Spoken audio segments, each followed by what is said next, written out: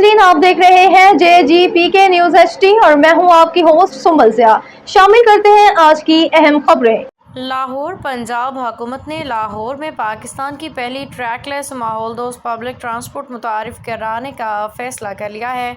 Super autonomous rapid transit system के तहत जदीद हाइब्रिड इलेक्ट्रिक ट्रेन को इब्तदाई तौर पर केनाल रोड पर ठोकर नियाज बेग से जल्लू तक चलाया जाएगा।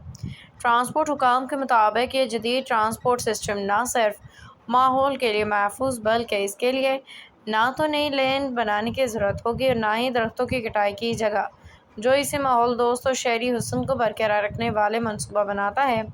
ज़राए के मुताबिक ट्रेन के तमाम पुर्जे चीन से कराची के ज़रिए लाहौर पहुंचा दिए गए हैं और इनकी स्मगलिंग लाहौर असेंबलिंग लाहौर के अली टाउन में वाक़ ऑरेंज लाइन यार्ड में जारी है।